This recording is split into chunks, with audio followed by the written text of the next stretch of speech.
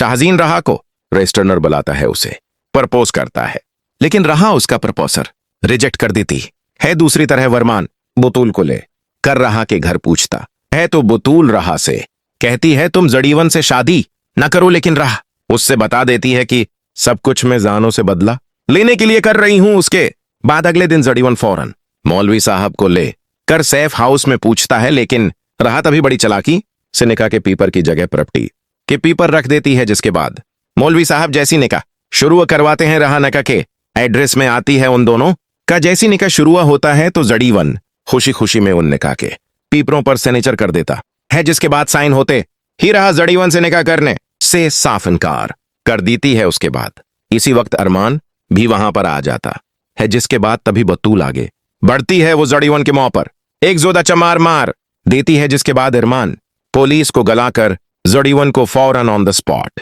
Arrest करवा लेता है।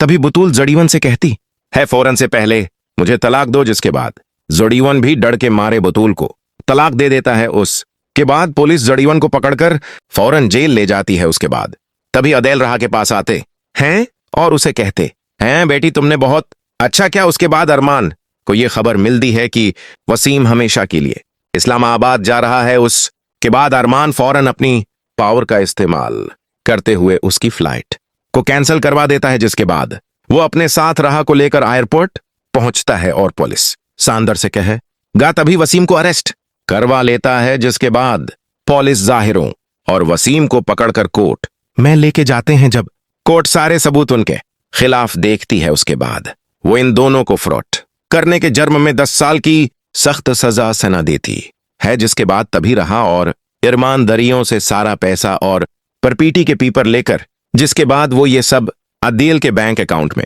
दिलवा देते हैं। उसी तरह रहा घर पे आती है तो अदील उन्हें बुलाते हैं और वो रहा से कहते हैं रहा बैठी अरमान तुमसे सच्ची मोहब्बत करता है, लेकिन रहा अरमान से कहती है अरमान तुम मुझे इस इंसान का बताओ जिसने मुझे किडनैप करवाया।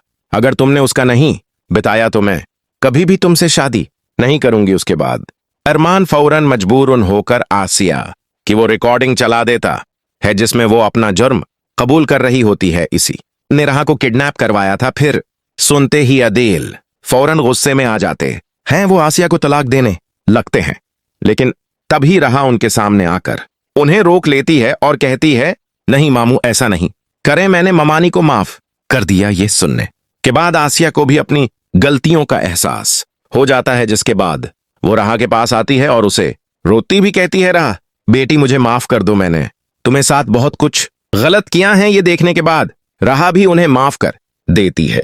दूसरी तरफ अरमान रहा को शादी की शुपंग करवाने के लिए कराची के बड़े माल लेके जाता है, जिसके बाद अगले दिन उन दोनों का निकाह होता है। जिसके बाद तभी कबीर मौली साहब को लेकर आते हैं, जैसे ही उन दोनों का निकाह शर्ट होता है। जिसके बाद शाजीन भी वहां पर फौरन पहुंच जाता है। जिसके बाद जैसे ही वो बतूल को देखता है तो वो उसका हाथ पकड़ लेता है और उसे तब ही प्रपोज कर देता है। जिसके बाद अरमान रहा का जैसे ही निकाह मुकम्मल होता है तभी अरमान रहा को अपने घर लाता है, तो उसे बहुत कीमती डायमंड का सीट गफ्ता है। जिस तरह शाजीन अदील के घर पहुंच